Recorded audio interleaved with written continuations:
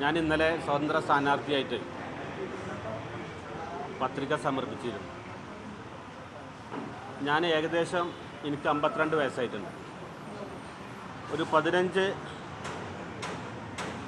വയസ്സാകുന്ന സമയത്ത് വിദ്യാർത്ഥി പ്രസ്ഥാനത്തെ പ്രതികരിച്ച് MSFനെ പ്രതികരിച്ച് പെരിന്തൽമണ്ണ മണ്ഡലം കമ്മിറ്റിയിൽ അംഗമായിരുന്നു. ഏകദേശം 37ഓളം വർഷം മണ്ഡലം കമ്മിറ്റിയിൽ അംഗമായിരുന്ന ഒരു വ്യക്തിയാണ് ഞാൻ.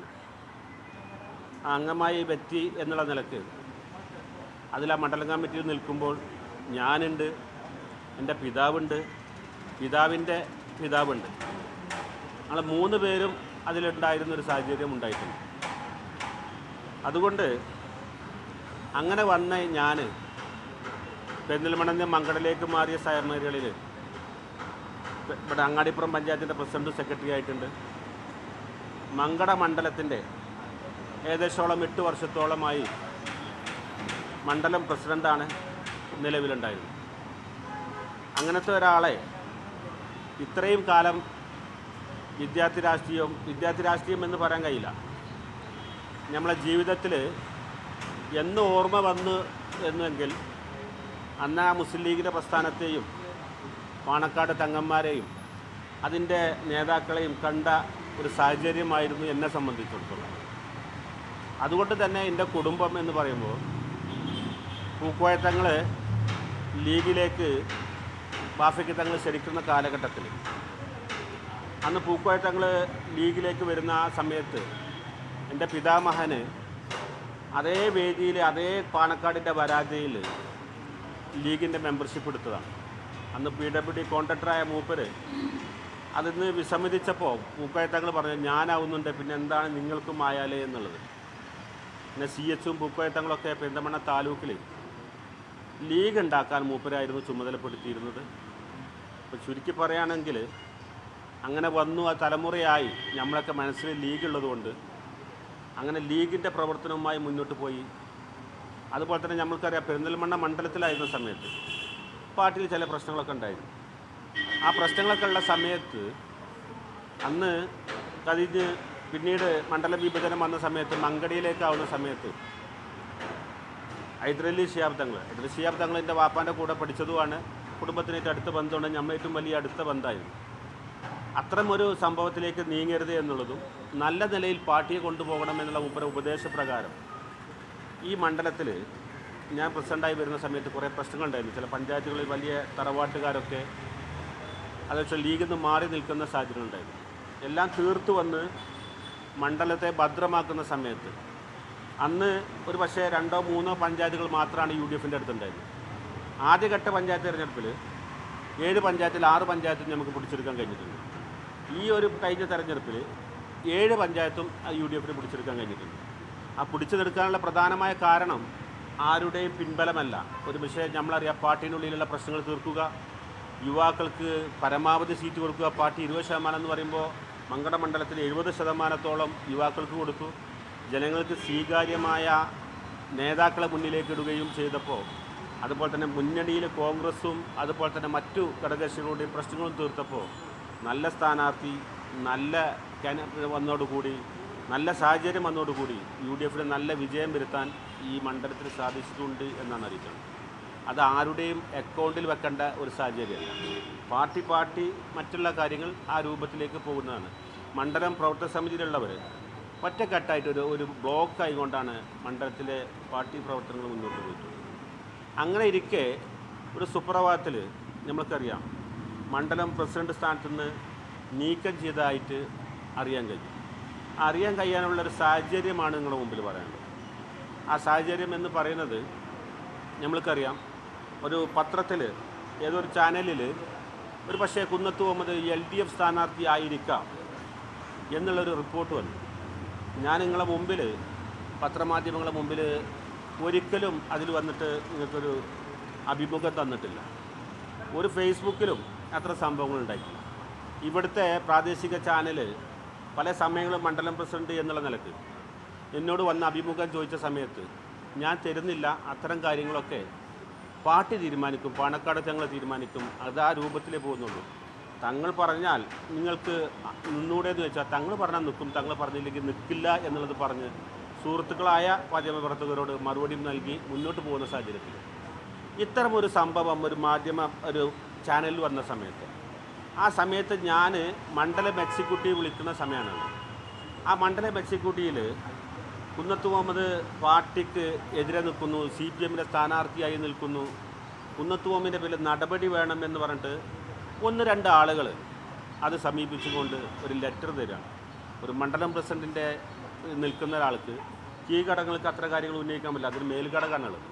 ഞാൻ മണ്ഡലം പ്രസിഡൻ്റാണെങ്കിലും അതുപോലെ തന്നെ ജില്ലാ പ്രവർത്തക സമിതി ജില്ലാ കമ്മിറ്റി അംഗമാണെങ്കിലും സംസ്ഥാന കൗൺസിലറും അഖിലേന്ത്യാ കൗൺസിലറും ആയ സ്ഥിതിക്ക് അത്തരമുള്ള ഒരു പാരമ്പര്യത്തിൽ പോന്ന് എല്ലാവർക്കും അച്ചടക്കത്തോടു കൂടി മുന്നോട്ട് പോകണമെന്ന് പറഞ്ഞാൽ ഞാൻ അച്ചടക്ക ലംഘനം നടത്തി എന്നുള്ളത് എനിക്കൊരിക്കലും തോന്നിയിട്ടില്ല. അങ്ങനത്തെ ഒരു സാഹചര്യത്തിൽ എന്നെ ആ ഒരു ഇതിൽ വെച്ചിട്ട് അതിന് പ്രസിഡന്റ് സ്ഥാനത്തിലേക്ക് നീക്കുന്ന ഒരു സാഹചര്യമാണ് ഉണ്ടായിട്ടുള്ളത്. ആ സാഹചര്യത്തിനുള്ളൊരു സന്ദർഭം ഉണ്ടായിട്ടില്ല. അങ്ങനെ വന്ന സമയത്ത് ജില്ലാ സെക്രട്ടറി അമീദ് മാഷ് വന്നിരുന്നു. അമീദ് മാഷ് വന്ന സമയത്ത് അതിനെതിരെ ഒരു പക്ഷേ പിന്നെ മാധ്യമത്തിൽ വന്നതിന് തിരിച്ച് എനിക്കൊന്നും അറിയില്ല എന്ന് പറഞ്ഞ് പോകേണ്ട സാഹചര്യം. ഞാൻ പറഞ്ഞു ഇത്തരം സംഭവങ്ങൾ ഞാൻ ഒരിക്കലും മാധ്യമത്തിൻ്റെ മുമ്പിൽ പോയി പറഞ്ഞിട്ടില്ല. ഞാൻ ചെയ്യാത്തൊരു കാര്യത്തിന് ഞാൻ എന്തേന്നുള്ളത് നോക്കിയതിന് ശേഷം ആരാണ് അതിൻ്റെ പിന്നിൽ എന്നുള്ളത് അറിഞ്ഞതിന് ശേഷം മറുപടി നൽകുകയുള്ളൂ എന്നുള്ളതാണ്. പിന്നീട് അന്വേഷണത്തിൽ മനസ്സിലായത് ഇവിടെ പ്രാദേശിക ചാനലിലൊന്നുമല്ല ആ വാർത്ത നൽകിയിരുന്നത്. നമുക്ക് ആ പ്രാദേശിക ചാനലിൽ വിസ്മയ എന്ന് പറഞ്ഞിട്ട് അതിൻ്റെ ബ്യൂറോയിൽ പോയി നമുക്കത് നൽകിക്കൊണ്ട് ഒരു ആളെ എങ്ങനെ നമുക്ക് മാറ്റി നിർത്താൻ സാധിക്കും എന്നുള്ളൊരു ആസൂത്രിത അജണ്ട അതിൻ്റെ പിന്നിലുണ്ട് എന്നുള്ളതാണ് മനസ്സിലാക്കുന്നത്. ആ ആസൂത്രിത അജണ്ട എന്ന് പറയുന്ന സമയത്ത് ഞാൻ പറയണത് ഞാനൊരു പാർലമെൻ്റ് മോഹമായിട്ട് ഞാനൊരിക്കലും ഒരു പാർലമെൻറ്റ് മറ്റൊരു മത്സരരംഗത്തേക്ക് വന്നിട്ടില്ല. ഞാൻ ഈ ജീവിതകാലത്തിലൊക്കെ വന്ന സമയത്ത് ഒരു കാലത്ത് MSF-ൻ്റെ കഴിഞ്ഞ ഉടനെ നേരിട്ട് യൂത്ത് ലീഗിൻ്റെ ചെറിയ കാലങ്ങളിൽ നിന്ന് മുസ്ലിം ലീഗിലേക്കാണ് വന്നിട്ടുള്ളത്. ആ മുസ്ലിം ലീഗ് പാർട്ടിയെ നിൽക്കുമ്പോൾ ഞാൻ നേരത്തെ സൂചിപ്പിച്ച പോലെ തന്നെ നല്ല സ്ഥാനാർത്ഥികൾ ഇടുക, പരമാവധി യുവാക്കൾ ഇടുക എന്നുള്ള പോയിക്കൊണ്ടും ഒരു കാലഘട്ടത്തിൽ മാത്രം ആരും മത്സരിക്കാൻ പറ്റാത്തൊരു സാഹചര്യത്തിൽ തിരൂർക്കാട് ബ്ലോക്ക് ഡിവിഷനിൽ എനിക്കറിയാം എൻ്റെ സുഹൃത്ത് ഞങ്ങൾക്ക് കോളേജിൽ ഒരുമിച്ചായിരുന്നു TK റഷീദ് അലി അവിടെ ഒരു പക്ഷേ സ്ഥാനാർത്ഥിയാവുന്നു. ആ സമയത്ത് ആരും നിൽക്കാനില്ലാത്തൊരു സാഹചര്യം ഏകദേശം 1200ഓളം LDF-ന് ലീഡ് വരുന്നൊരു മണ്ഡലമായിരുന്നു. ആ മണ്ഡലത്തിൽ ആരും നിൽക്കാതിരുന്ന സാഹചര്യത്തിൽ ഞാൻ മുന്നോട്ട് വന്ന് നിന്ന് കൊള്ളാം എന്നുള്ളത് അങ്ങോട്ട് അറിയിച്ചപ്പോൾ പാർട്ടിക്കാരെന്നെ ചോദിച്ചു എന്തിനാണ് നിൽക്കുന്നത്, സാഹചര്യം മനസ്സിലാക്കണം, ലീഗിൽ ഒരു പക്ഷേ പരാജയപ്പെട്ടാൽ ഒന്നുമല്ലാതാവും, വെറുതെ നമ്മൾ അതിൽ നിൽക്കണോ എന്ന് ചോദിച്ച ആളുകളുണ്ട്. ആ സമയത്ത് ഞാൻ പറഞ്ഞത് ഒന്നുമില്ലെങ്കിൽ ഞാൻ ഏർപ്പാട് നിർത്തിപ്പോയിക്കോളാം, അതല്ലെങ്കിൽ മത്സരം കാഴ്ചവെക്കാം, മറ്റുള്ളവർക്ക് മറ്റുള്ള വാർഡുകൾ കിട്ടാനുള്ള സാഹചര്യം ഉണ്ടാവട്ടെ എന്ന് പറഞ്ഞ് ആ മത്സരത്തേക്ക് എത്തി. ആ മത്സരത്തിൽ ഒരു പക്ഷേ നല്ല വിജയം കിട്ടി. ആ വിജയം കിട്ടിയ സാഹചര്യത്തിൽ പെരിന്തൽമണ്ണ ബ്ലോക്ക് പ്രസിഡൻ്റായിട്ടുണ്ട്. ആ ബ്ലോക്ക് പ്രസിഡൻ്റായ സമയത്തും ആ ബ്ലോക്കിലുള്ള എല്ലാ ആസൂത്രിതമായ കാര്യങ്ങൾക്കും ഇടപെട്ട് അന്നത്തെ കാലത്ത് നമുക്ക് ആടാ പദ്ധതി എന്നുള്ളത് കേന്ദ്രത്തിൻ്റെ കൊടുത്തുകൊണ്ടാണ് പിൽക്കാലത്ത് ബ്ലോക്കിൽ കോടിക്കണക്കിന് രൂപ പെരിന്തൽമണ്ണ ബ്ലോക്കിലേക്ക് ഒരു സാഹചര്യത്തിൽ എത്തിച്ചിട്ടുള്ളത്. അതുകൊണ്ട് തന്നെ നല്ല ദീർഘവീക്ഷണത്തോടു കൂടി ഒരു പ്രവർത്തനം നടത്തിയിരുന്നു എന്നുള്ളത് അന്നത്തെ മാധ്യമപ്രവർത്തകർക്കും അന്നത്തെ നാട്ടുകാർക്കും അറിയുന്നൊരു സാഹചര്യം. അത് കഴിഞ്ഞിട്ട് ഞാൻ ഒരിക്കലും മത്സര രംഗത്തേക്ക് വന്നിട്ടില്ല.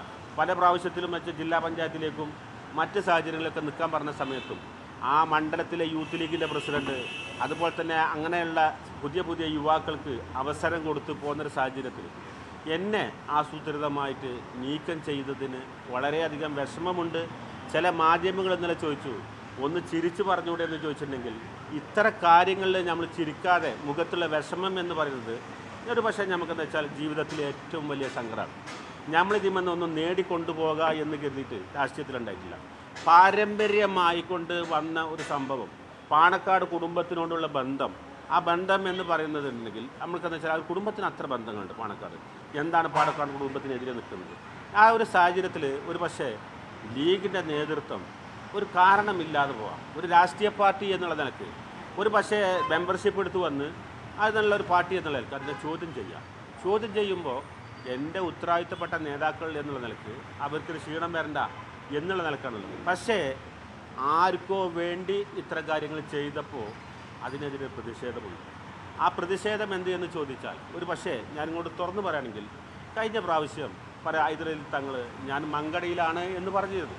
മങ്കടയിലും അതുപോലെ തന്നെ പെരുന്തൽമണ്ണയിൽ അലി സാഹിബാണ് എന്നുള്ളത് കുടുംബത്തിലെ കാരണവന്മാരോടും അങ്ങനെ ഒരു രൂപം പറഞ്ഞോടുകൂടി ഇൽക്കാലത്ത് മജീദ് സാഹിബും വന്നപ്പോൾ മങ്കടയിൽ 4 പേര് എന്നുള്ളത് വന്നപ്പോൾ ജൂനിയറായ എന്നെ മാറ്റി നിർത്തി. അതൊരു പരാതിയും ആരോടും പറഞ്ഞിട്ടില്ല. അങ്ങനെ മാറ്റിയ സമയത്ത് അന്ന് ആലിക്കുട്ടി മുസ്ലിയാരോട് അന്ന് മാറി നിൽക്കാൻ പറയുകയും അലി സാഹിബുമായി സഹകരിക്കണമെന്ന് പറയുകയും ചെയ്തപ്പോൾ എൻ്റെ പിതാവും എൻ്റെ മൂത്താപ്പയുമായിട്ടുള്ള ആലിക്കുട്ടി മുസ്ലിയാർ മാറി നിൽക്കണം, സഹകരിച്ച് കൊടുക്കണം. ഞാൻ പറഞ്ഞ ആ പാരമ്പര്യമുള്ളത് ആ രൂപത്തിലേ പോകുള്ളൂ എന്ന് പറയുകയും മൂപ്പരെ കൂടെ പ്രവർത്തിക്കാൻ ഇറങ്ങുകയും ചെയ്തു. അത് ഉള്ള ഒരു സാഹചര്യത്തിൽ ഇങ്ങനെ മുന്നോട്ട് പോയിരുന്ന സമയത്ത് നമ്മളെ ജീവിതകാലത്തിൽ ഒരു പക്ഷേ അലി സാഹിബ് പെരുന്തൽമണ്ണയിലേക്ക് വന്ന് മത്സരിക്കുന്ന തരത്തിൽ എൽ ഡി എഫിലെ ഒരു സാഹചര്യത്തിൽ നമുക്കറിയാം 2 വിഭാഗമായി നിൽക്കുന്ന സാഹചര്യം ഉണ്ടായിരുന്നു. അതെല്ലാവർക്കും അറിയാം. ലീഗിൽ തന്നെ ഒരു വിഭാഗം മാറി നിന്ന സമയത്ത് ഞാനൊരു പശക്കാരനായിരുന്നു അതിലുള്ളത്. ആ പശക്കാരൻ എന്നുള്ള ആ പശത്തെ പൊടിച്ച് അലി സാഹിബിനെ ആ പശത്തെ വീട്ടിലേക്ക് വിളിച്ച് അലി സാഹിബിനെയും വിളിച്ചുകൊണ്ട് അത് ജോയിൻ്റാക്കി കൊടുത്ത് ആ പ്രശ്നങ്ങൾ തീർത്തത് മങ്കട മണ്ഡലത്തിലാണെങ്കിലും അന്ന് ഞാനാണ്. അതുപോലെ തന്നെ മങ്കടയിലേക്ക് എത്തിയ സമയത്ത് പിന്നീട് മത്സരിച്ച സമയത്ത് ബ്ലോക്ക് പ്രസിഡന്റും നമ്മളുള്ള സമയത്ത് നല്ല ബന്ധത്തോടു കൂടി മുന്നോട്ട് പോകുന്ന സാഹചര്യം ഇപ്പോഴും നല്ല ബന്ധത്തോടു കൂടി മുന്നോട്ട് മൂപ്പര കുടുംബമാവട്ടെ നമ്മളാവട്ടെ നല്ല ബന്ധത്തിൽ പോകുന്ന സാഹചര്യം.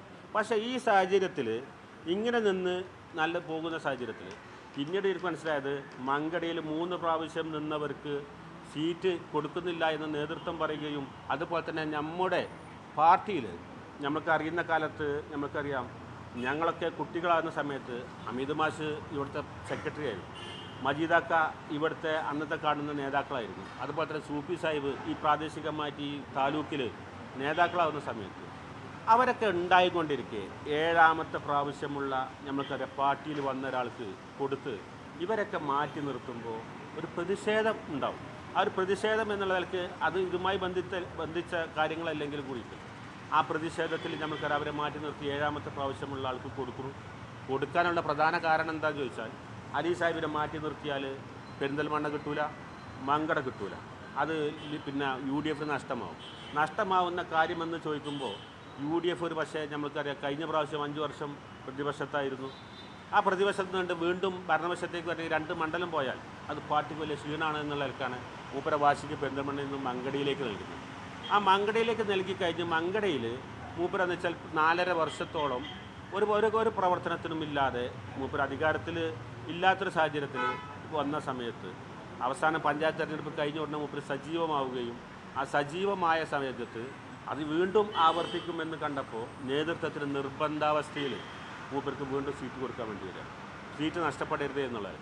ആ നിർബന്ധാവസ്ഥയിൽ മൂപ്പര് വരുന്ന സാഹചര്യത്തിൽ മണ്ഡലം കമ്മിറ്റി കൂടിയ സമയത്ത് ബ്ലോക്കായി കൊണ്ട് അതിനെതിർത്തു.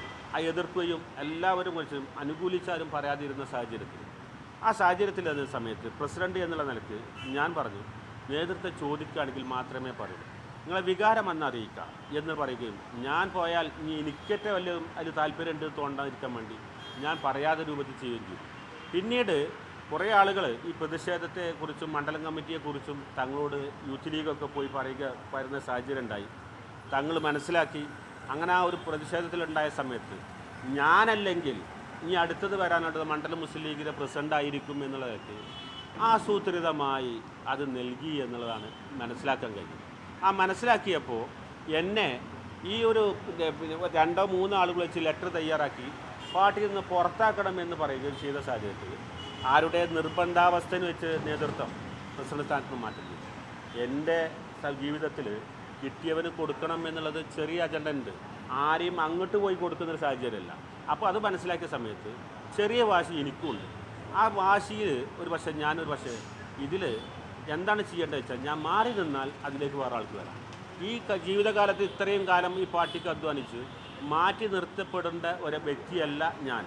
അങ്ങനത്തെ സാഹചര്യത്തിൽ ഞാൻ എന്ത് ചെയ്തു എന്ന് വെച്ചാൽ പാണക്കാട് കുടുംബത്തിനോ നേതൃത്വത്തെയോ വെല്ലുവിളിച്ചിട്ടല്ല, പക്ഷേ ഒരു പ്രതിഷേധം അറിയിക്കുക എന്നുള്ള നിലയ്ക്ക് ഞാൻ സ്വതന്ത്ര സ്ഥാനാർത്ഥിയായി നൽകുന്ന സാഹചര്യത്തിൽ ചിലപ്പോൾ ഒരു പക്ഷേ മണ്ഡലത്തിൽ 5000-10,000 വോട്ട് കിട്ടാം.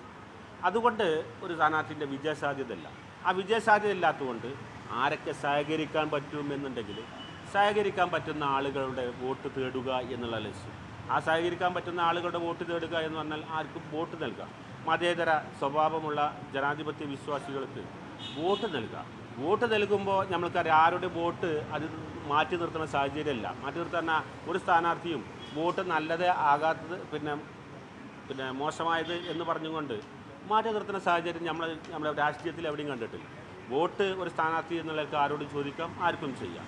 ചില സംഘടനകൾക്ക് ചിലപ്പോൾ അതിന് തരാൻ പറ്റുക, കുന്നത്ത് മുഹമ്മദ് എന്നുള്ള ആൾക്ക് തരാൻ പറ്റുന്ന സംഘടനകൾ മാത്രമേ ചിലപ്പോൾ അതിന് പിന്തുണ തരികയുള്ളൂ. അതും തീർച്ചയായ ബോധമുണ്ട് ഉള്ളൊരു വ്യക്തിയാണ് ഞാൻ എന്നുള്ളത്. അതുകൊണ്ട് തന്നെ ആരെങ്കിലും അതിലേക്ക് സഹകരിക്കുകയാണെന്നുണ്ടെങ്കിൽ ഈ മങ്കടയിൽ നമുക്ക് നല്ല വികസനങ്ങൾ കൊണ്ടുവരാം. വികസനം കൊണ്ടുവരിക എന്ന് പറഞ്ഞിട്ടുണ്ടെങ്കിൽ പ്രത്യേകിച്ച് ഞാനൊരു കാലഘട്ടത്തിൽ ഞാൻ ബ്ലോക്ക് പ്രസിഡൻ്റായിരുന്ന സമയത്താണ്, ഇവിടെ ചെറിയ പ്രയാസങ്ങളുള്ള സമയത്താണ് അന്നത്തെ MLA-യും MLA-മാരും മന്ത്രിയുണ്ട്, പെരുന്തൽമണ്ണ മന്ത്രിയാണ്, ബ്ലോക്ക് പ്രസിഡന്റ് എന്നുള്ള ആൾക്ക് തഹസിൽദാരൊക്കെ കൂടെ കൂടിയിട്ട് അന്ന് സബ് കളക്ടറൊക്കെ ആയിരുന്ന നമുക്കറിയാം ആളുകളൊക്കെ കൂടെ കൂടിയിട്ടാണ് ഈ റോഡിൻ്റെയും മേൽപ്പാലത്തിൻ്റെയും കാര്യങ്ങൾ ചെയ്തത്. അതേ കൂടെ തന്നെ നമുക്കറിയാം ബൈപ്പാസിന് കുറ്റിയടിക്കുന്ന സമയത്ത് അന്ന് ബ്ലോക്ക് പ്രസിഡന്റ് ആയിരുന്ന സമയത്ത് 12 കുടുംബങ്ങൾ പോകുന്നൊരു സാഹചര്യം ഉണ്ടായിരുന്നു. യഥാർത്ഥ സർവേ അതിലത് 2ഓ 3ഓ വീട് പോകുന്നതാണ് ഡൈവേർട്ട് ചെയ്ത് അടിച്ചിരുന്നു. ആ സാഹചര്യത്തിൽ നിന്ന സമയത്ത് അലി സാഹിബിനോട് പോയിട്ട് മന്ത്രിയാകുന്ന സമയത്ത് നമ്മൾ പോയി ആ സാഹചര്യം തീർക്കണം എന്ന് പറയുന്ന സമയത്ത് മൂപ്പർ എന്നോട് പറഞ്ഞത് ഇത്ര കണ്ട കാര്യങ്ങളൊക്കെ ചെയ്തിട്ട് എനിക്ക് രാഷ്ട്രീയം അറിയോ, ഇജ്ജ് അതിൽ ഇടപെടേണ്ടതാണ്. ഞാൻ പറഞ്ഞു എൻ്റെ പ്രായത്തിനനുസരിച്ച് എൻ്റെ സ്വഭാവത്തിനനുസരിച്ച് ഞാൻ പറഞ്ഞു മൂപ്പരോട് എൻ്റെ പ്രായത്തിനനുസരിച്ച് രാഷ്ട്രീയം അറിയാം, അല്ലാതെ രാഷ്ട്രീയം എനിക്കറിയില്ല എന്ന് പറഞ്ഞു. അങ്ങനെ പറഞ്ഞപ്പോൾ ആളുകൾ അടിയിൽ നിന്ന് ഇൻസൾട്ട് ചെയ്തു. ആ കൊടുന്ന് പോയ 13 കുടുംബങ്ങളും ഞാനും നിൽക്കണമെന്നുണ്ട്. അതുകൊണ്ട് എൻ്റെ സ്വഭാവം അനുസരിച്ച് ഞാൻ അവരോട് പറഞ്ഞു, മുസ്ലിം ലീഗിൽ മൂപ്പർ മാത്രമല്ല മന്ത്രിയുള്ളത്, മൂപ്പർ മാത്രമല്ല നേതാവുള്ളത്, പോരി നമുക്ക് ബാക്കി കാണാം. ടി അഹമ്മദ് കബീർ സാഹിബ് നമ്മുടെ MLA ആയിരുന്നു മങ്കടയുടെ. മൂപ്പരെ വിളിച്ചു വരുത്തി, എറണാകുളത്തായിരുന്നു മൂപ്പരുണ്ടായിരുന്നത്, അടിയന്തരമായി വിളിച്ചു വരുത്തി. മൂപ്പര് ആ വിളി കേട്ടനുസരിച്ച് മൂപ്പര് മലപ്പുറം ഗസ്റ്റ് ഹൗസിൽ വന്നു. ഗസ്റ്റ് ഹൗസിൽ വന്നിട്ട് 13 കുടുംബത്തെയും വിളിച്ചു വരുത്തി അവരുടെ പ്രയാസങ്ങൾ ചോദിച്ചു, അറിഞ്ഞു. ആ സമയത്താണ് ഇബ്രാഹിം കുഞ്ഞ് ആ ഗസ്റ്റ് ഹൗസിലുണ്ടായിരുന്നു. മൂപ്പരെ അവിടെ വിളിച്ചു വരുത്തി ആ ഉദ്യോഗസ്ഥന്മാരോട് പറഞ്ഞിട്ട് അതുപോലെ തന്നെ അതിന് പ്രത്യേക ടീമിന് വെച്ച് സർവേ പഠിക്കാൻ പറഞ്ഞു. സർവേ പഠിച്ച സമയത്താണ് തിരുമാങ്കുന്ന് ഭഗവതി ക്ഷേത്രത്തിൻ്റെ ബാക്കിലൂടെ പോയി നമുക്ക് അവിടെ പിന്നെ കൃഷി ഓഫീസിൻ്റെ ബാക്കിലൂടെ പോകേണ്ടത് മുൻവശത്തൂടെ പോകുമ്പോഴാണ് 13 വീട് പോകുന്നത്. അതുപോലെ തന്നെ അതിൻ്റെ യഥാർത്ഥ സർവേയുടെ മുമ്പ് 2ഓ 3ഓ വീടാണ് പോകുന്നത്. അത് അന്നത്തെ AHCക്ക് കാണിച്ചു കൊടുത്തപ്പോൾ AHC അത് ശരിവെച്ചു. അതുപോലെ തന്നെ ആ ശരിവെച്ചുകൊണ്ട് തന്നെ അതിവിടെ കുറ്റിയടിച്ചു. ഇവിടെ തൊട്ടിട്ട് പെരിന്തൽമണ്ണ വരെ എത്തി. പെരിന്തൽമണ്ണ എത്തിയപ്പോൾ അതിന് താല്പര്യമില്ലാത്തവർ അവസാന എൻഡിലെത്തിയ സമയത്ത് ചില ആളുകളെ പിടിച്ച് അവിടെ ചെറിയ ഇഷ്യൂ ഉണ്ടാക്കി ആ ബൈപ്പാസിൻ്റെ കുറ്റിയടിക്കൽ അടമുണ്ട്. അതുകൊണ്ട് ഞാൻ പറയുന്നത് ഒരു പക്ഷേ ഒരു ഉള്ള സമയത്ത് സ്വന്തം സ്ഥാനാർത്ഥി എന്നുള്ള ആൾക്ക് പറയുകയാണെങ്കിൽ 560 കോടി എന്ന് പറയുന്നത് ഒരു പക്ഷേ നമുക്കറിയാം പിന്നെ ജലജീവൻ പദ്ധതികളും പഴയ പദ്ധതികൾ കൊണ്ടുവന്ന് 300 ചില്ലാനം കോടികൾ കുടിവെള്ള പദ്ധതിയും പിന്നെ മറ്റുള്ള സംവിധാനത്തിലൂടെ വന്നത് കബീർ സാഹിബിൻ്റെ കാലത്താണ്. ആ കബീർ സാഹിബിൻ്റെ കാലത്തുള്ള പദ്ധതികളും അതുപോലെ തന്നെ നമ്മളെ ചെറുതോടിൻ്റെ നവീകരണം എന്ന് പറഞ്ഞിട്ട് കണ്ടുകഴിഞ്ഞാൽ തിരുമാതാംകൂറിൻ്റെ അവിടെ കൊണ്ട് കൂട്ടിലങ്ങാടി വരെയുള്ള കാര്യങ്ങൾക്ക് ഇതുകൊണ്ടാണ് അതൊക്കെ കൂട്ടി ഒരു തുടർച്ച വികസനത്തിൻ്റെ പദ്ധതിയാണ് പറഞ്ഞിട്ടുള്ളത്. യഥാർത്ഥത്തിൽ വികസനം പേമങ്കടയിൽ കൊണ്ടുവരികയാണെങ്കിൽ പറയാനുള്ളത് കാര്യമായ വികസനം വന്നിട്ടില്ല. ആ വികസനം വരാതിരിക്കാനുള്ള കാരണം എന്ന് വെച്ചാൽ ഒരു പക്ഷേ നമ്മൾ പ്രതിപക്ഷമാവാം ഭരണപക്ഷമാവാം. ആ ഭരണപക്ഷം ഉണ്ടാകുമ്പോൾ ഒരു പക്ഷേ ലീഗിൻ്റെ MLA-മാർ ഒരു പക്ഷേ നമ്മൾക്കറിയാം എന്ത് പിന്നെ രാഷ്ട്രീയ പ്രശ്നങ്ങളുണ്ടെങ്കിലും മന്ത്രിമാരടുത്ത് പോവും, ഫയലുകൾ നീക്കും. ആ ഫയൽ നീക്കുന്ന സാഹചര്യത്തിലാണ് വികസനങ്ങൾക്ക് വരുന്നത്. അത് ഒരു പക്ഷേ ലീഗിൻ്റെ മെമ്പർമാർക്ക് കൊടുക്കുന്നില്ല എന്ന് പറയാൻ പറ്റില്ല. നമുക്ക് ആ TV ഇബ്രാഹിമിൻ്റെ മണ്ഡലത്തിൽ വന്നിട്ടുണ്ട്, PK ബഷീറിൻ്റെ മണ്ഡലത്തിൽ വന്നിട്ടുണ്ട്, അമീത് മാഷ മണ്ഡലത്തിൽ വന്നിട്ടുണ്ട്, ആബിദ് സംഘ മണ്ഡലത്തിൽ വന്നിട്ടുണ്ട്. പക്ഷേ ഒരു പക്ഷേ മങ്കടയിൽ വരുന്നില്ല. കാരണം എന്താ ചോദിച്ചിട്ടുണ്ടെങ്കിൽ ഒരു ഫയലുമായി പോയിട്ട് മന്ത്രിനെ കണ്ട് ചിലപ്പോൾ അതിൻ്റെ മറ്റുള്ള ഏതൊക്കെ പ്രയാസങ്ങളാണെന്നുള്ളത് ഒരു ടീം വർക്ക് ചെയ്തെങ്കിലേ ഉള്ളൂ വികസനം വരിക. അതിൽ ഈഗോ കരുതി നിന്നാൽ വികസനത്തിലേക്ക് എത്തുന്നു. അതുപോലെ തന്നെ MLA-യുടെ ആസ്തി ഫണ്ടും MLA ഫണ്ടും ഉപയോഗിച്ചിട്ടുള്ള വികസനമാണുള്ളത്. പിന്നെ കേന്ദ്രാവിഷ്കൃത പദ്ധതികൾ എന്ന് പറഞ്ഞിട്ടാണ് വരുന്നത്. അത്തരം കാര്യങ്ങൾക്കൊക്കെ വികസനങ്ങൾക്ക് അതിന് നമുക്ക് ഒരു പുകമറ ഇട്ടിട്ട് കാര്യമില്ല. ഇത്ര നല്ല നിലക്ക് വരേണ്ട ഒരു സാഹചര്യമുണ്ട്. ഈ സാഹചര്യത്തെ നമ്മൾ മനസ്സിലാക്കിക്കൊണ്ട് LDF-നെ പിന്തുണ ഞാനൊരു LDF-ൻ്റെ നേതാക്കളെയും ഈ സാഹചര്യത്തിൽ പോയിട്ടില്ല. ഈ സാഹചര്യത്തിൽ വെച്ചിട്ടുണ്ടെങ്കിൽ ഞാൻ സ്വതന്ത്രമായി കൊടുത്ത് ആർക്കും വേണമെങ്കിൽ പിന്തുണക്ക എന്ന് പറഞ്ഞിട്ടുണ്ടെങ്കിൽ ആ പിന്തുണക്കലെന്ന് വെച്ചാൽ പിന്തുണക്കാൻ ആരെങ്കിലും വരികയാണെങ്കിൽ അവരുമായി മുന്നോട്ട് പോകുക എന്നുള്ള സാഹചര്യം ഇപ്പോഴാണ് ഉണ്ടായിട്ടുള്ളത് എന്നുള്ളതാണ്. അതുകൊണ്ട് തന്നെ ഞാൻ പറയുന്നത് ഇത്തരം ഒരു കാര്യങ്ങൾ നിങ്ങളെ പൊതുജനങ്ങളടിയിൽ നിങ്ങളടിയിൽ പറയുക എന്നുള്ള ലക്ഷ്യത്തോടു കൂടി മാത്രമാണ് വിളിച്ചു ചേർത്തുള്ളത്.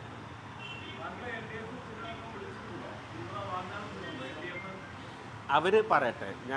ഞാനിപ്പോൾ സമ്മേളനം ഇത് പറഞ്ഞിട്ടുണ്ട്. മാധ്യമങ്ങൾ മുഖേന തന്നെയാണ് പറഞ്ഞിട്ടുള്ളത്. അവർ പറയുകയാണെങ്കിൽ നമുക്ക് നോക്കാം.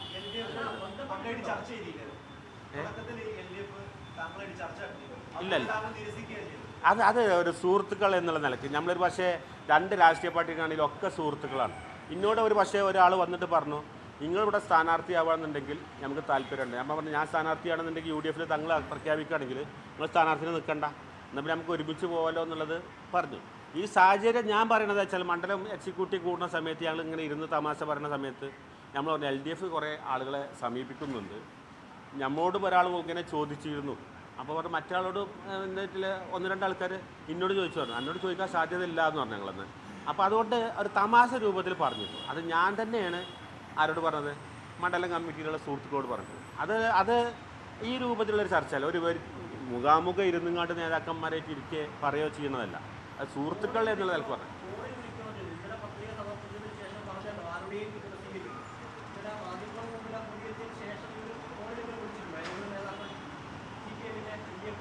മാധ്യമം വിളിച്ചിരുന്നോ? ആ, പിന്നെ 1-2 ആളുകൾ ഞങ്ങൾ അതിനെക്കുറിച്ച് ആലോചിച്ച് പഠിച്ച് ഉണ്ട് എന്നുള്ളത് പറഞ്ഞിരുന്നു.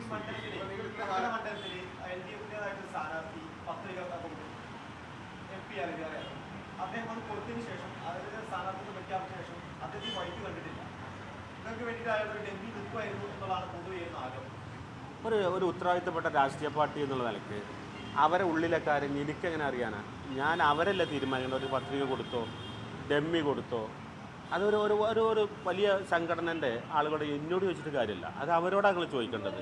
എനിക്ക് പിന്തുണ തരുന്നുണ്ടെങ്കിൽ അത് അറിയിക്കുമ്പോൾ നിങ്ങളെല്ലാവരും അറിയും. അത് ഒരു പക്ഷേ എന്നോട് വിളിച്ചു വേണമെങ്കിൽ പിന്തുണ തരുമെന്നല്ല അറിയാം. ചിലപ്പോൾ മാധ്യമത്തിന് മുന്നിലോ അതല്ലെങ്കിൽ ഓരോ കമ്മിറ്റിയുടെ തീരുമാനമൊക്കെ വേണ്ടി വരില്ലേ? ഇതുവരെ അല്ല, അവർ പറയണം. അവർ പറയുമ്പോഴേ ഉള്ളൂ എനിക്ക് ആ ഉറപ്പ് കിട്ടുള്ളൂ.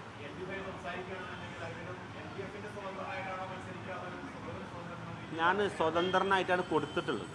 ഇപ്പോൾ പത്രിക സമർപ്പിക്കുമ്പോൾ അതിൽ പല രൂപത്തിലുണ്ട്. സ്വതന്ത്രൻ എന്ന് പറഞ്ഞിട്ടാണ് കൊടുത്തിട്ടുള്ളത്.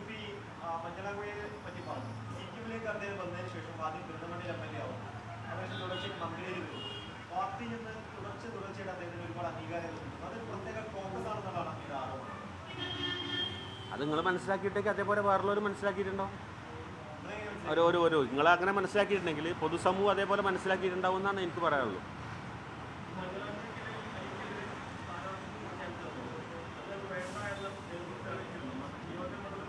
നേതൃത്വം വേണ്ടെന്ന് അറിയിക്കുന്നതോട് കൂടി മണ്ഡലത്തിനോട് സാധാരണ മണ്ഡലത്തിന് താഴേക്കടി എന്നൊക്കെ ഒരു ചോദ്യം ഉണ്ടാകലുണ്ട്. അത് ഈ വർഷത്തിലും ഉണ്ടായിട്ടില്ല. അവർ തന്നെ നേരിട്ട് പറയുന്നുണ്ട്. ഒരു പക്ഷേ പരീക്ഷ എഴുതുന്ന ആളും പരീക്ഷാ ബോർഡും ഒരേ ആൾ തന്നെ ആയിട്ടുണ്ടെങ്കിൽ എന്താണ് പരീക്ഷയ്ക്ക് ഉണ്ടാവുക എന്നുള്ളതാണ് ഉണ്ടായിട്ടുള്ളത്. പക്ഷേ ഒരു കമ്മിറ്റിയുമായിട്ടുള്ള ഒരു ചർച്ച ഈ ലീഗിൻ്റെ ഭാഗത്തുനിന്ന് ഉണ്ടായിട്ട് അറിഞ്ഞിട്ടില്ല. നേതൃത്വം കൂടിയിട്ടേ ഉള്ളൂ.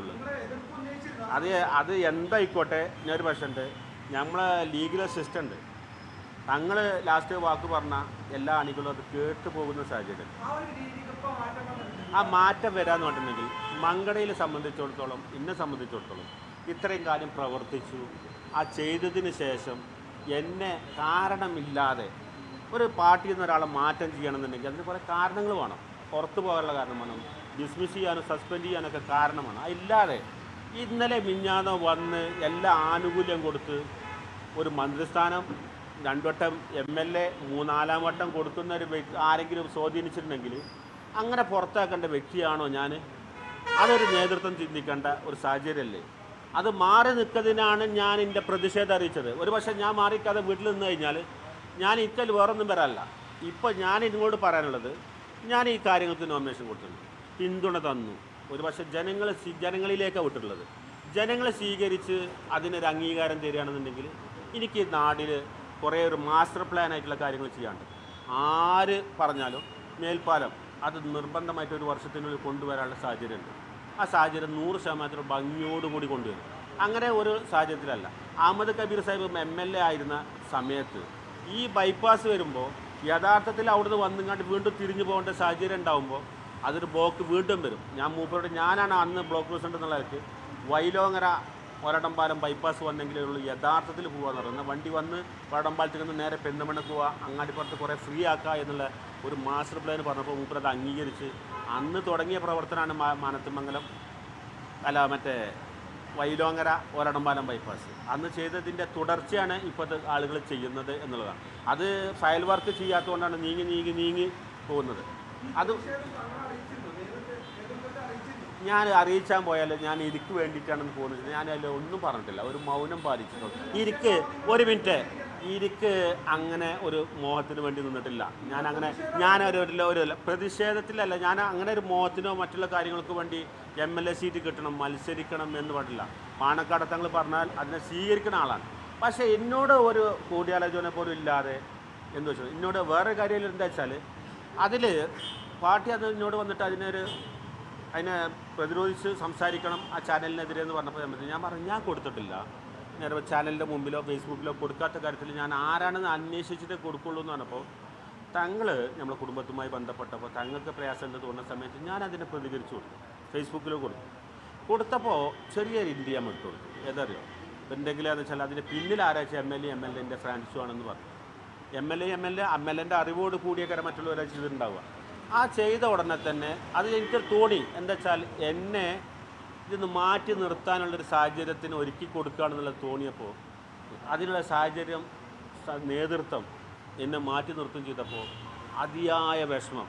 ആ വിഷമം വന്നതിന് ശേഷം ചെയ്തു ആ വിഷമത്തിൻ്റെ അടിയിൽ പിന്നെ ഞാൻ മാറി നിൽക്കുന്നത് ശരിയല്ല എന്നുള്ളതും അതിനെതിരെ പ്രതികരിക്കണം എന്നുള്ള തോന്നിയുകൊണ്ടാണ് ഇങ്ങനൊരു സാഹചര്യമാണ്. ഈ സാഹചര്യത്തിൽ ഞാൻ ഒരു കാര്യം ചെയ്യണം, അത് പിന്നെ രംഗത്തേക്ക് ഇറങ്ങുമ്പോൾ അത് എങ്ങനെ ജയിക്കാൻ പറ്റും, എങ്ങനെ മുന്നേറാൻ പറ്റും എന്നുള്ളത് നമുക്കും ഈ രാഷ്ട്രീയ പാരമ്പര്യത്തിൽ, ഈ പ്രായത്തിലുള്ള രാഷ്ട്രീയ പാരമ്പര്യത്തിൽ നമുക്കൊന്ന് നോക്കും. അതുപോലെ തന്നെ ഭൂരിപക്ഷ ലീഗുകാർക്കും അതിൽ പ്രതിഷേധമുണ്ട്. ആ പ്രതിഷേധം ഉണ്ടായപ്പോൾ അവർ പറഞ്ഞത് ഒരു പക്ഷേ അതിനെ നേരിടണം എന്നുള്ള പറഞ്ഞുകൊണ്ട് അജണ്ട ആയിട്ട് ആളുകൾ പറഞ്ഞുകൊണ്ട് അവർക്ക് വേണ്ടിയാണ് നേരിടുന്നത്, സ്വതന്ത്ര സ്ഥാനാർത്ഥിയായിട്ട് വരുന്നത്. ആ വരുന്ന സാഹചര്യത്തിൽ എന്ത് ചെയ്തെന്ന് വെച്ചിട്ടുണ്ടെങ്കിൽ ആര് പാർട്ടിയെ ക്ഷീണിപ്പിക്കേണ്ടെന്ന് വെച്ചിട്ട് ആര് പാർട്ടിയിൽ നിന്ന് പോരുന്നില്ല. ഞാൻ അങ്ങോട്ട് പറഞ്ഞിട്ടുണ്ട് പാർട്ടിയെ പോന്നിട്ടില്ല, അവിടെ തന്നെ നിന്നോളൂ. അതിലുള്ള പ്രതിഷേധം ഒരു പക്ഷേ തെരഞ്ഞെടുപ്പിൽ നമുക്ക് കാണാം, ആരുണ്ടാവും ആരില്ല എന്നുള്ളത്. അത്രയും എനിക്ക് നിങ്ങളുടെ മുമ്പിൽ പറയാൻ പറ്റും.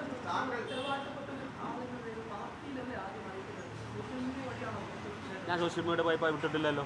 ഞാൻ അതിനെതിരെ എനിക്കതിൽ ബന്ധമില്ല എന്നുള്ളത് മാത്രം നേതൃത്വം പറഞ്ഞിട്ടാണ്. അതല്ലാതെ സോഷ്യൽ മീഡിയൻ്റെ മുമ്പിലോ ഫേസ്ബുക്കിൽ നിങ്ങളെൻ്റെ മുന്നിൽ നോക്കി വന്നിട്ടില്ല. തങ്ങൾ പറഞ്ഞാൽ പോലും ഞാൻ നിൽക്കുമെന്ന് പറയാൻ വേണ്ടിയിട്ട് ആളായിട്ടില്ല. പിന്നെ ഇങ്ങനെ നോമിനേഷൻ കൊടുക്കാൻ വേണ്ടി നിങ്ങൾ പലരും വിളിച്ചിട്ടുണ്ട്, നിങ്ങൾ നോമിനേഷൻ കൊടുക്കുന്നുണ്ടോ മറ്റുള്ളത്. ഞാൻ നിങ്ങളൊക്കെ ഒഴിഞ്ഞു മാറാനുള്ള കാരണം എന്താ, നോമിനേഷൻ കൊടുക്കണമെന്നുണ്ടെങ്കിൽ ചിലപ്പോൾ നമുക്ക് അത്രയും കാര്യങ്ങളൊക്കെ ഉണ്ടാകുമ്പോൾ പല പേപ്പറുകൾ ശരിയാക്കേണ്ടതുണ്ട്. ആ പേപ്പറിന് ഞാൻ തയ്യാറായിട്ടില്ല. നിങ്ങൾക്ക് ആർക്കെങ്കിലും ഞാൻ അങ്ങനെ തയ്യാറുണ്ടെങ്കിൽ ഒരു ഫോട്ടോ, നല്ല ഫോട്ടോ തന്നുങ്ങാണ്ട് നമ്മൾ ആളാവാൻ നോക്കൂലേ? അങ്ങനെയാണോ? നിങ്ങൾ പല ആളുകളും ഫേസ്ബുക്കിലുള്ള ഫോട്ടോ എടുത്തിട്ടാണ് പറ്റുന്നത്. ആ ഫേസ്ബുക്കിൽ നിങ്ങൾ ഇട്ടോട്ട് എഴുതിയാണ് കുറേ ഫോട്ടോ എടുക്കുന്ന ഒരു സാഹചര്യം ഉണ്ടായിട്ടില്ല. ഞാനതിന് ഒരുങ്ങിയിട്ടുണ്ടായിരുന്നില്ല, ഞാൻ ഒരുങ്ങാൻ കരുതിയിട്ടുമില്ല. പിന്നെ എന്താ വെച്ചാൽ ഒരു ചെറിയ ഈ പ്രശ്നത്തിൻ്റെ പേരിൽ മാത്രമാണ് ഇങ്ങനെ വന്നിട്ടുള്ളത്.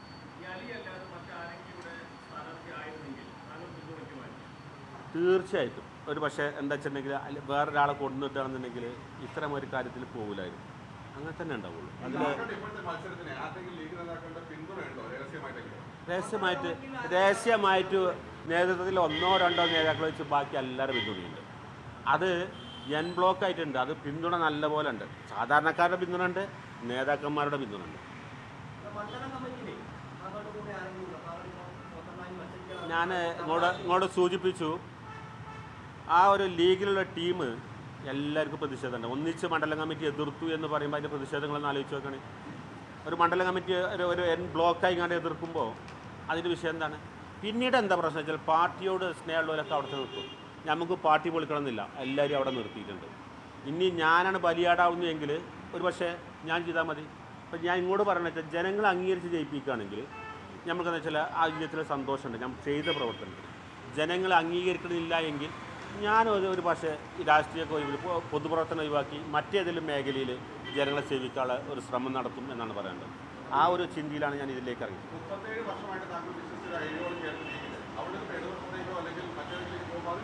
ഞാൻ ഇടതുപക്ഷത്തേക്ക് പോയി എന്ന് ആരെങ്ങോട് പറഞ്ഞത്?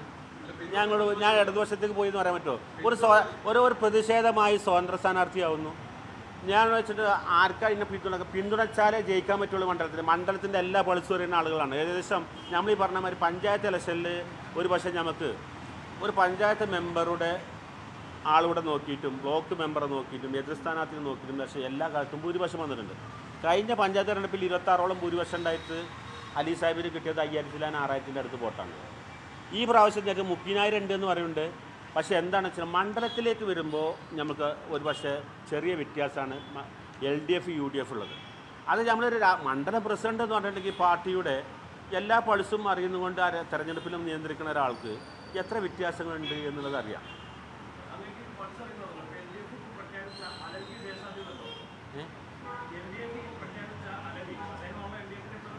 ഈ എനിക്കും ജയസാധ്യത ഉണ്ട്. കാരണം ആര് നിന്നാലും ഒരു ജയസാധ്യത ഇല്ലാത്ത ഇതിൽ ഏർപ്പാട് നിൽക്കേണ്ട ആവശ്യമില്ലല്ലോ. അങ്ങനെ തന്നെയല്ലേ ഉള്ളത്. ഒരു സ്ഥാനാർത്ഥി നിൽക്കുന്ന സമയത്ത് ഒരാൾ പറയും ജയിക്കുമെന്നിട്ടല്ല എല്ലാവരും പോരാടുക. തോൽക്കുമെന്ന് പറഞ്ഞിട്ട് പോരാടാൻ ആരെങ്കിലും കിട്ടുമോ? ഞാൻ സ്വതന്ത്രമായി കൊടുത്തിട്ടുള്ളൂ. LDF പിന്തുണച്ചാൽ അവരൊരു സഹായം ഉണ്ടെങ്കിൽ എനിക്ക് ജയിച്ച് കയറാൻ കഴിയും. മറ്റേതൊരു പ്രതിഷേധം എന്നുള്ള നിലക്ക് കുറച്ച് വോട്ട് മാത്രമാണ് കിട്ടുക. LDFനെ സംബന്ധിച്ചിടത്തോളം ഇവിടെ ഉദാഹരണത്തിന് 76,000 വോട്ട് 78,000 വോട്ട് LDFനുണ്ടായിരുന്നു കഴിഞ്ഞ എൻ്റെ സുഹൃത്ത് റഷീദിൽ മത്സരിച്ച സമയത്ത്. 82,000 അലി സാഹിബിനുണ്ട്. ഒരു 5000 5800 6000 വോട്ടിൻ്റെ ഡിഫറൻസ് ആണുള്ളത്. അപ്പോൾ LDFൻ്റെ വോട്ടും അതുപോലെ തന്നെ ഞാൻ കേന്ദ്രീകരിക്കുന്ന വോട്ടും ഉണ്ടെങ്കിൽ ജയിച്ച് കയറാൻ കഴിയുമെന്നുള്ളത് എനിക്കൊരു ആത്മവിശ്വാസമുണ്ട്. അതുകൊണ്ടാണ് അത് ഉണ്ടെങ്കിലേ ജയിച്ച് കയറാൻ പറ്റുള്ളൂ.